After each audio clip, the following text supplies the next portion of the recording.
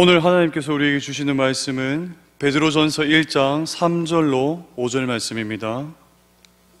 신약성경 377페이지입니다.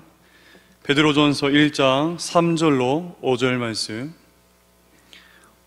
세 구절이기 때문에 우리가 한 목소리로 합독하겠습니다. 베드로전서 1장 3절로 5절.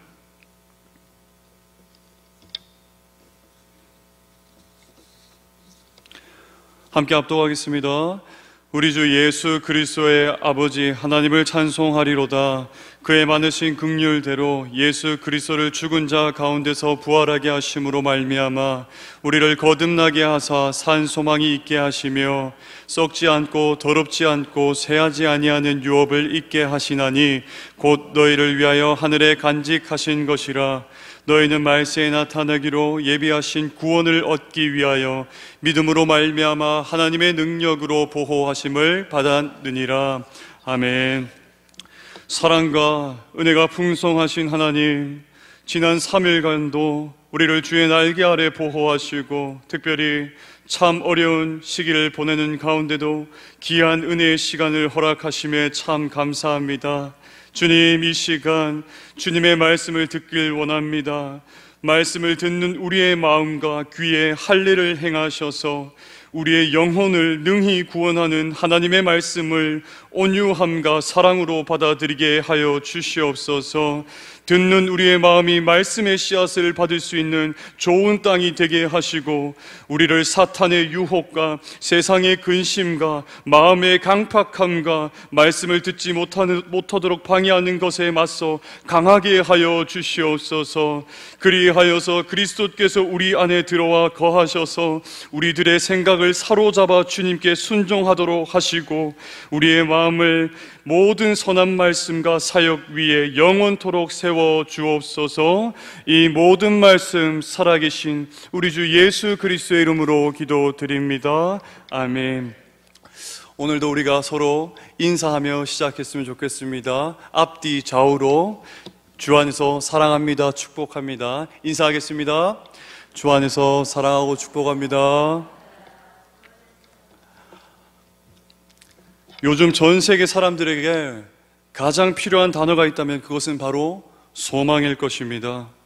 최근 우리는 미래의 소망이 보이지 않는 혼돈과 경제적인 어려움 가운데서 살아가고 있기 때문입니다. 오늘날 코로나19 가운데 새로운 신조어가 탄생했는데요. 바로 코로나 블루라는 단어입니다. 이는 코로나와 우울감이라는 단어가 합쳐진 신조어입니다. 즉 코로나19 사태가 장기화되면서 일상에 큰 변화가 닥치며 생긴 우울감이나 무기력증을 뜻합니다. 그뿐만이 아니라 장기간의 경기 침체와 살인적인 청년 실업은 바로 자살이라는 극단의 처방을 가져왔습니다. 더욱 가슴 아픈 것은 10대의 자살도 늘어나고 있다는 것입니다. 지금 온 나라가 10대, 20대, 30대를 뛰어넘어 이제 이 자살의 문제는 사회 전반에 걸쳐서 나타나고 있습니다. 여러분, 사람에게는 절망이 오래 지속될수록 만성적인 우울증 증세가 나타납니다. 그리스도인들에게도 고난이 너무 오래 지속되면 바로 이런 만성적인 증세가 나타나는데 특별히 그리스도인들이 당하는 어려움은 이중적인 것입니다. 즉 세상 사람들이 당하는 어려움뿐만 아니라 신앙적인 연단까지도 받기 때문입니다. 예컨대 나라의 경제가 어려우면 그리스도인도 세상 사람들과 같이 취직이나 사업에 어려움을 겪습니다. 게다가 나라가 경제가 좋을 때도 신자는 세상 속에서 진리의 말씀을 부여잡고 지키며 살아가야 되기 때문에 또 다른 그곳에서 고난을 경험하기도 합니다.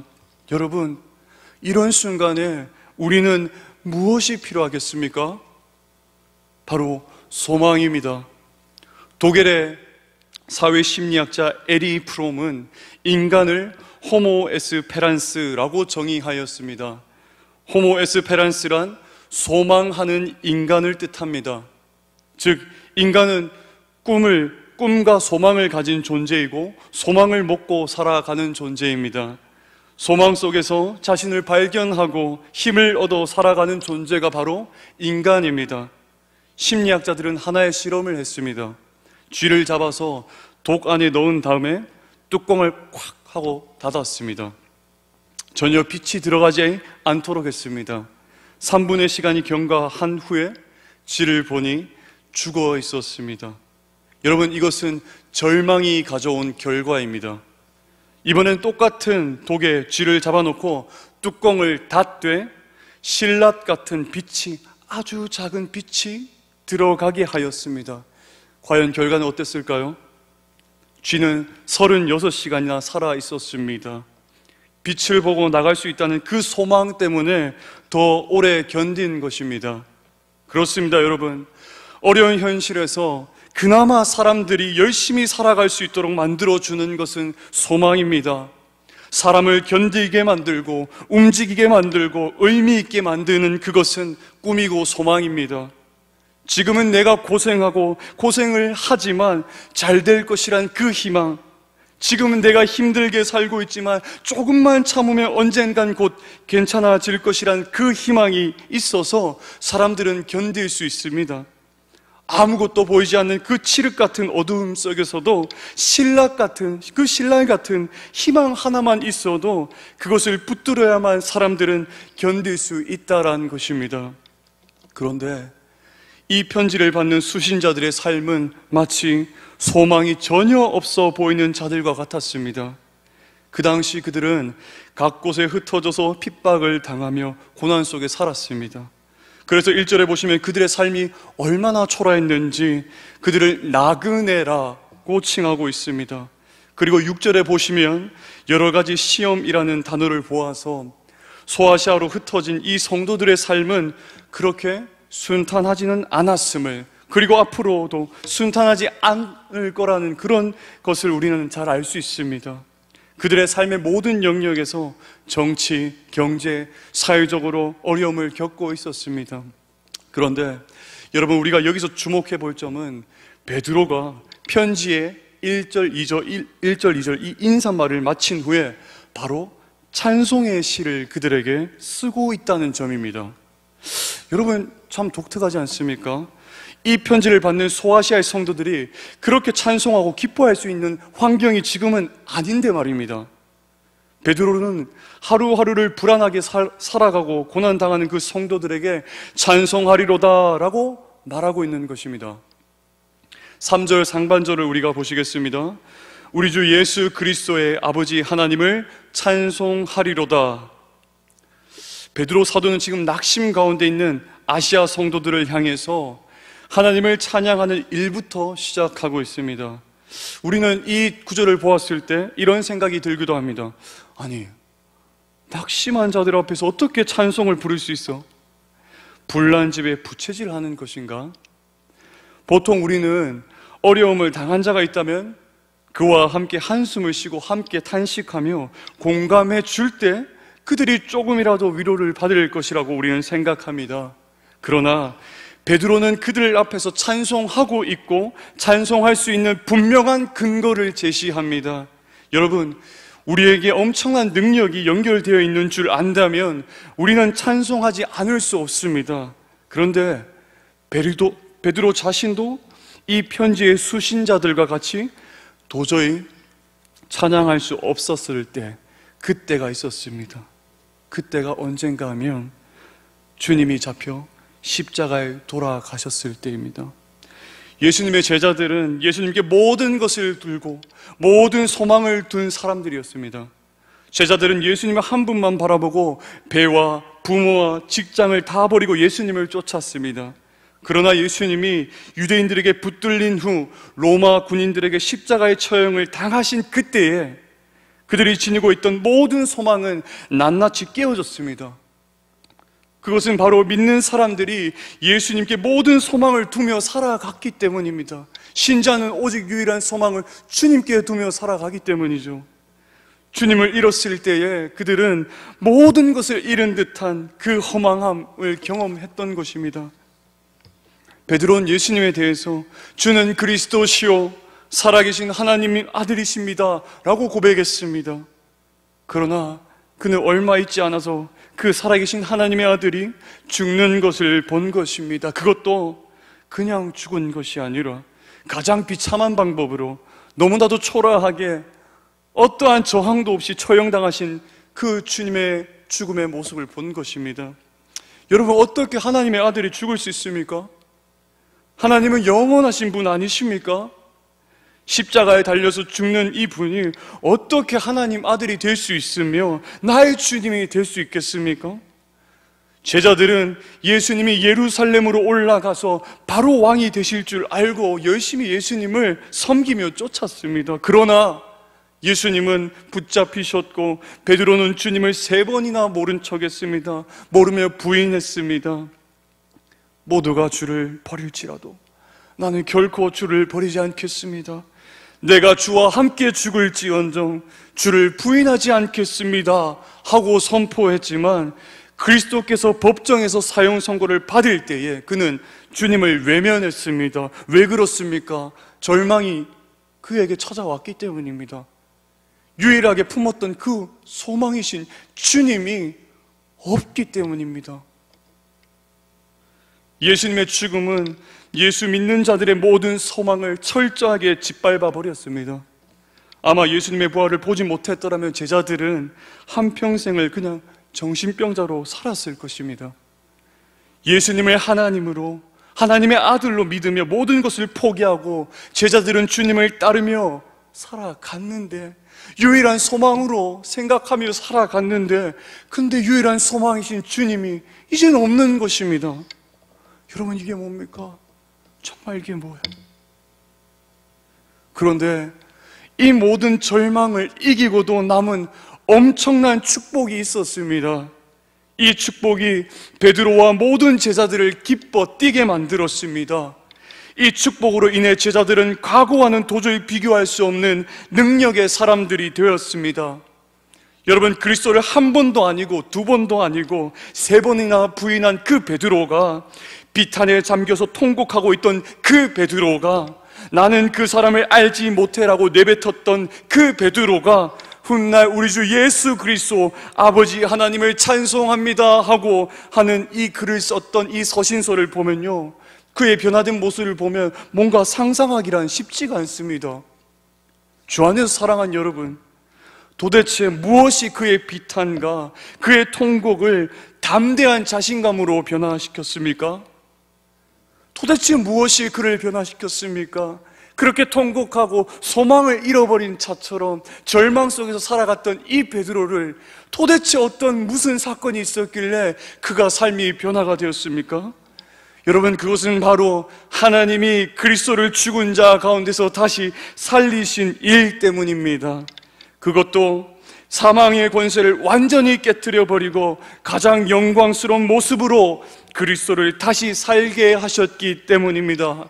여러분, 우리 1장 3절을 다시 한번 우리가 한 목소리로 봉독해 볼까요? 시작. 우리 주 예수 그리스도의 아버지 하나님을 찬송하리로다. 그의 많으신 긍휼대로 예수 그리스도를 죽은 자 가운데서 부활하게 하심으로 말미암아 우리를 거듭나게 하신사 산소망이 있게 하시며. 아멘. 여러분, 근데 예수 그리스도의 부활이 왜 우리에게 산소망이 됩니까? 그리스도께서 다시 살아나신 이 사건이 도대체 우리와 무슨 상관이 있습니까? 그런데 여러분, 상관이 없을 수가 없습니다. 왜요? 그것은 우리 모두가 죄인이었기 때문입니다. 그것은 우리 인간이 다 영적으로 죽어서 하나님의 생명에서 분리되어 있었던 자들이기 때문입니다. 우리는 죄로 인해 생명에서 분리되었기 때문에 죽을 소망과 죽은 소망을 가지고 살 수밖에 없었습니다.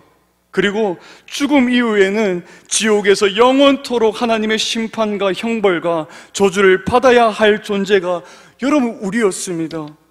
죄가 인생을 그렇게 만들었습니다. 지금 우리는요, 잠시 웃고 웃으며 살고 있지만 제대로 하나님의 말씀을 비춰서 이 세상을, 우리의 인생을 비춰볼 때에는 결코 웃을 수 없는 비참한 존재고 끔찍한 실상이 우리 인생들이라는 것입니다. 그래서 우리 인생은 반드시 거듭남이 필요합니다. 거듭난다는 것은 이런 상태에서 다시 태어난다는 말입니다. 어머니의 모태에서 육신이 다시 태어나는 것이 아니라 죄와 허물로 죽었던 영혼이 하나님의 말씀으로 다시 살아나는 것입니다.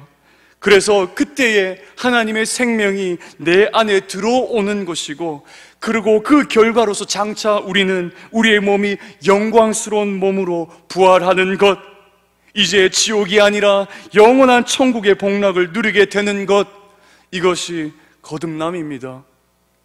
그런데 이 거듭남은 여러분 아무나 할 수 있는 것이 아닙니다.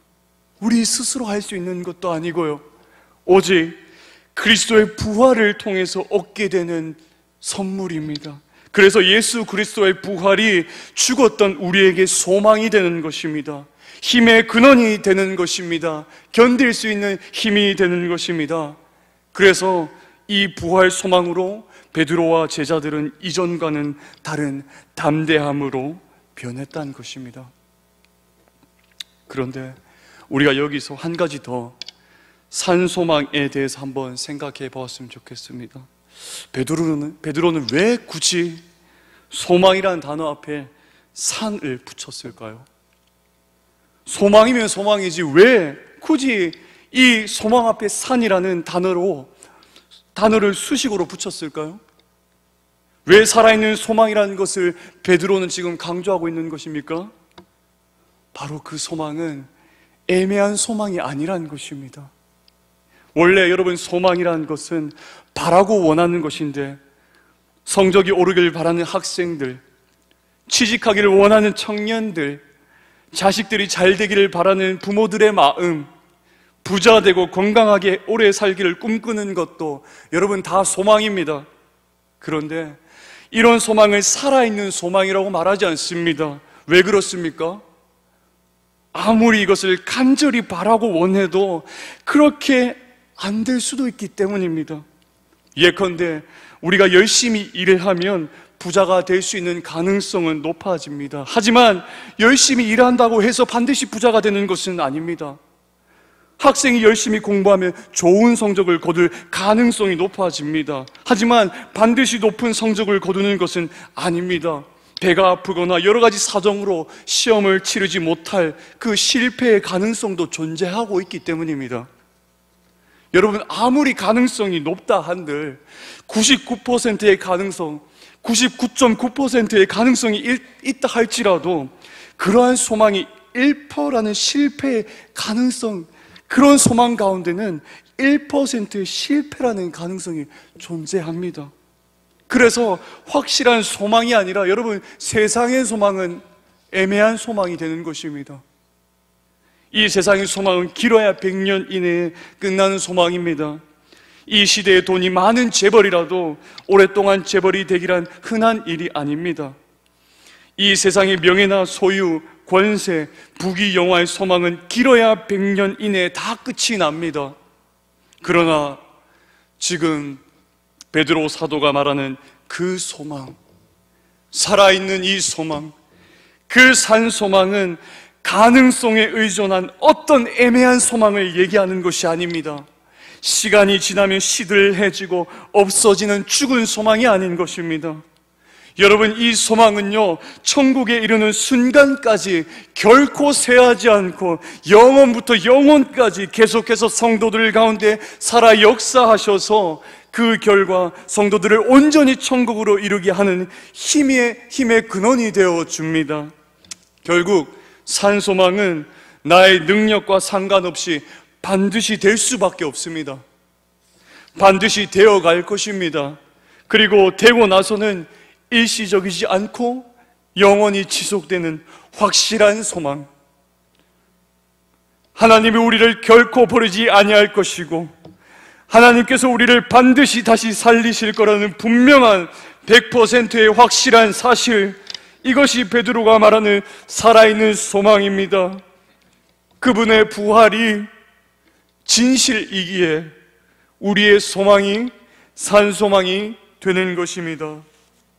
주 안에 사랑하는 여러분, 이러한 산소망을 소유하고 있기 때문에 여러분, 우리는 영원하신 주님의 기업을 얻습니다. 4절을 보십시오. 썩지 않고 더럽지 않고 쇠하지 아니하는 기업을 잊게 하시는 잊게 하시나니 곧 너희를 위하여 하늘에 간직하신 것이라. 아멘. 구약에서 기업이란 이스라엘 백성이 물려받은 땅을 말합니다. 그 당시는 레위 지파와 제사장들을 제외하고 모든 기업들이 땅을 분배받았습니다. 이것은 천국에서 받을 그리스도인들의 분깃을 의미합니다. 베드로가 지금 서신을 통해서 자신의 집이나 재산을 다 잃으면서 흩어져 사는 곧 고난 가운데 있는 그 그리스도인들을 향해서 하고 싶었던 그 말은 이 말이에요. 너희들 걱정하지 마. 땅에서의 삶은 길어봤자 얼마 되지 않아. 모두 쇠하고 없어지고 사라지는 것이야. 그러나 천국에서 너희에게 주어질 그 기업은 영원하고 변하지 않으며 녹슬지도 않는 것이야 라는 위로를 주고자 하였을 것입니다. 여러분, 민수기 18장 20절에 보면요, 여호와께서 또 아론에게 이르시되 너는 이스라엘 자손의 땅에 기업도 없겠고 그들 중에 아무 분깃도 없을 것이나 라고 하나님께서 말씀하십니다. 레위 지파 제사장들에게는 땅을 나누어 주지 않은 것입니다. 단지 11조를 통해서 그것을 가지고 살도록 하셨습니다. 이에 레위 지파 제사장들은 여호와께 묻습니다. 아니 하나님, 그러면 우리가 어떻게 삽니까? 우리는 어떻게 합니까? 그러나 여호와께서는 말씀하셨습니다. 나는 이스라엘 자손 중에 분깃이요 너의 기업이니라. 아멘. 쉽게 말해서 너가 돈은 가진 것이 없지만 그 돈을 가지게 하고 축복을 주는 그가 바로 나다. 곧 내가 너의 기업이다 라고 말씀하시는 겁니다. 그렇습니다. 하늘에 계신 아버지께서 우리의 기업이 되십니다. 왕같은 제사장인 그리스도인들의 기업이 되십니다. 그러므로 우리 그리스도인들은 없는 자 같으나 있는 사람들입니다. 여러분, 찬송가 중에 이런 가사가 있죠. 나의 영원하신 기업 생명보다 귀하다. 나의 갈 길 다가도록 나와 동행하소서. 아멘. 이처럼 하나님을 기업으로 가진 그리스도인은 모든 것을 소유한 사람들입니다. 여러분, 누가 진짜 부자입니까? 누가 진짜 부유합니까? 삶 가운데서 받는 축복도 참으로도 중요하지만 그거보다 더 중요한 것은 축복하시는 분을 소유한 그리스도인, 우리가 진정한 부자입니다. 더 나아가서 그런 자들에게 여러분 또 무엇이 보장되어 있습니까? 5절을 보십시오. 너희가 말세에 나타내기로 예비하신 구원을 얻기 위하여 믿음으로 말미암아 하나님의 능력으로 보호하심을 입었나니. 아멘. 영원한 안전이 보장되어 있다라는 것입니다. 그런데 사람은 연약하여서 많은 것을 걱정하며 살아갑니다. 우리는 어제도 걱정하며 살았고요, 오늘도 걱정하며 살았고, 아직도 일어나지 않는 그 내일을 섣불리 우리는 걱정합니다. 그러나 그리스도인의 소망은 안전이 보장되어 있습니다. 사람이 차를 사면 보험에 들듯이 그리스도인에게는 영원한 보험이 있습니다. 바로 하나님이 우리의 영원한 보험이 되신다는 것입니다. 하나님은 우리를 끝까지 지켜주시고 보호해 주신다는 약속하십니다. 여러분, 출애굽한 이스라엘 백성들을 한번 생각해 보십시오. 그들이 다 한꺼번에 광야로 들어간 것은 죽으려고 들어간 것이나 마찬가지였습니다. 그곳은 어떤 열매나 어떤 안전도 보장되어 있지 않는 그런 곳이었기 때문입니다. 그러나 그들은 한 사람도 굶어 죽지 않았습니다. 그 이유는요, 하나님의 말씀이 그들과 함께 하고 있었기 때문입니다. 예수님은 말씀하시기를 천지는 없어져도 하나님의 말씀은 1.1획도 땅에 떨어지지 않고 다 이룬다라고 말씀하셨습니다. 우리가 하나님의 말씀을 붙들고 있으면 최후의 순간까지 살아남게 될 것입니다. 그런데 여러분, 이 세상을 우리의 육의 눈으로만 볼 때에, 우리의 육의 눈으로만 쳐다봐 볼 때에 우리의 인생이 마치 불타는 사막을 걸어가는 것 같습니다. 우리가 아무리 체력이 좋고 젊은 사람이라도 물이 없으면 사막을 일주일씩이나 살아서 걸어 나갈 수가 없습니다. 마찬가지로 이 세상은 죄악의 열기가 우리를 유혹하고 우리를 미혹하고 우리를 넘어뜨리려는 그런 상황들이 들끓는 곳입니다. 여러분, 근데 어떻게 이런 세상에 우리가 살아남을 수 있겠습니까? 언제 지진이 날지도 모르고, 언제 전쟁이 터질지도, 언제 또 다른 질병이 생겨서 우리를 덮칠지도 모릅니다. 코로나를 누가 예측할 수 있었습니까? 수많은 어려움이 우리에게 존재합니다. 그래서 우리는 일시적으로 넘어질 수 있습니다. 그러나 넘어지면 또 일어나서 난간을 극복해 갑니다. 여러분, 어린아이의 특징이 무엇입니까? 수십 번도 더 넘어집니다. 걸음마를 하다가 넘어져도 또 다시 일어납니다. 어린아이는 넘어지는 가운데서도 계속해서 일어날 뿐만 아니라 넘어지지 않고 잘 걸을 때까지 반드시 해내고야 맙니다. 우리의 신앙의 걸음마는 여러분 어떻습니까? 어떤 때는 우리는 연약해서 범죄하여 넘어지기도 하고, 또는 어떤 때는 육신에 거하기 때문에 낙심하기도 합니다. 그러나 하나님은 약한 우리가 일어날 수 있는 길을 열어 놓으셨습니다. 그것이 무엇입니까? 바로 우리 주님을 통해서요. 그러므로 우리는 넘어졌다고 낙심할 필요가 없습니다. 우리의 구원은 끝까지 보장된 것입니다. 하나님의 말씀에 있는 공동체는 기적의 공동체이기 때문에, 곧 우리 성동의 공동체는 하나님께서 모으신 공동체이기 때문에 세상 끝날 주님이 오실 때까지 남아서 그 사명을 다하게 되어 있습니다. 하나님의 공동체는 반드시 이길 수 있습니다. 우리 성동교회는 반드시 이길 수 있습니다. 왜냐하면 믿음으로 말미암아 하나님의 능력으로 보호하심을 받기 때문입니다. 여러분, 그 좋은 예가 베드로가 있습니다. 누가복음 22장 31절에 보면 예수님이 잡히시던 그 밤에 사탄은 밀가부르듯이 베드로의 영혼을 청구합니다. 사탄은 베드로가 마치 자기의 것이나 되는 것처럼 베드로를 넘어뜨리려고 했습니다. 그러나 다음 구절인 32절에 보면 이렇게 말씀합니다. 여러분, 주님의 기도입니다. 귀를 기울여서 들으시길 바랍니다. 그러나 내가 너희를 위하여 내 믿음이 떨어지지 않기를 기도하였노니 너는 돌이킨 후에 내 형제를 굳게 하라. 아멘. 주님이 그를 위해 기도했다라고 말씀하셨습니다. 여러분, 사탄이 아무리 베드로를 넘어뜨리려 해도 주님이 놓아주지 않으십니다. 여러분, 오늘날 우리도 마찬가지입니다. 우리의 삶도 마찬가지입니다. 지금도 우리의 대제사장 되시는 그리스도께서는 하나님의 보좌 우편에 앉아서 우리를 위해서 끊임없이 그 위에 오르신 그 이래로 끊임없이 우리의 삶을 위해서, 우리의 구원을 위해서 끊임없이 기도하고 계십니다.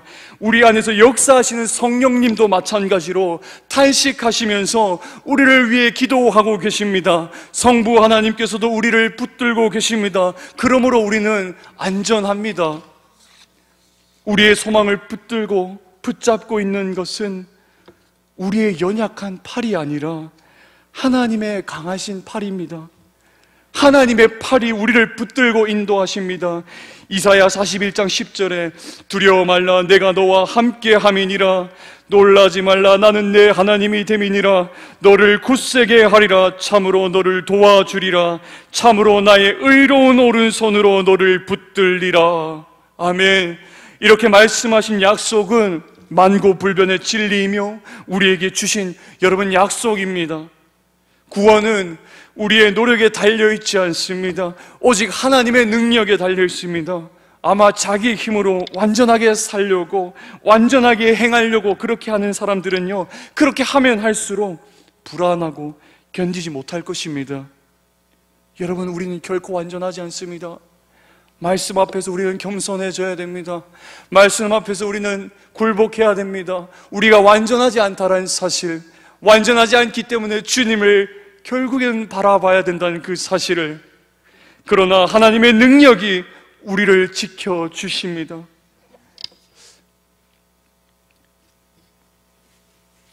이제 말씀을 맺는 시점에서 마지막 질문을 던져보길 원합니다.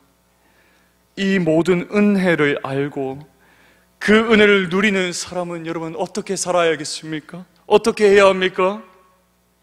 심령 속에서 하나님을 향한 찬양이 터져나온 그 베드로처럼, 그 베드로와 같이 하나님을 향한 감사의 찬송이 흘러 넘칠 때 내 안에 우리도 베드로와 같이 그 찬양의 소리로 여러분 찬양해야 될 것입니다.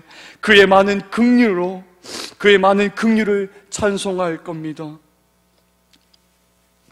비록 우리가 현재 고난 중에 있지만 불같은 시련으로 고향을 떠나 뿔뿔이 흩어져 나그네가 되었지만 찬송하지 않고는 견딜 수 없어서 찬송하리로다 우리 주 예수 그리스도의 아버지요, 찬송하리로다 우리 주 예수 그리스도의 아버지요 라고 우리는 고백해야 됩니다. 주 안에서 사랑한 여러분, 우리는 하늘에 간직된 우리의 기업이 구원을 소망으로 우리는 이미 받았고 하나님의 긍휼과 능력 가운데 우리는 보호받고 있습니다. 영원히 보호받고 있습니다. 그것을 우리가 생각하고 있다면 고난이 있고 어려움이 있다고 하더라도, 절망 가운데 있다 할지라도 낙심해야 할 이유가 결코 없습니다. 악명 높은 아우슈비츠 수용소, 끔찍한 학대와 잔인한 고문, 비인간적인 억압이 난무했던 그 지옥의 수용소 한 벽면에 하나님의 긍휼을 깨달은 이름 모를 그리스도인이 이런 찬송가 가사를 새겨 놓았습니다. 하늘을 두루마리 삼고 바다를 먹물 삼아도 한없는 하나님의 사랑 다 기록할 수 없겠네.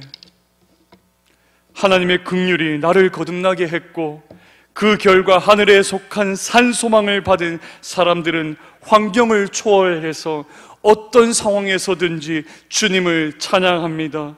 여러분, 오늘 주신 이 말씀이 여러분 한 심령에 새겨져서 하나님의 은혜를 우리가 기억하고 어려운 시기 가운데도 뭔가 답이 보이지 않는 그런 상황 가운데도 우리 다 함께 우리가 손을 부여잡고 우리 성동 모든 공동체가 믿음으로 부활의 산소망을 부여잡아서 하루하루를 기쁨으로 찬송하며 살아가는 성동의 백성들 되기를 간절히 소망합니다.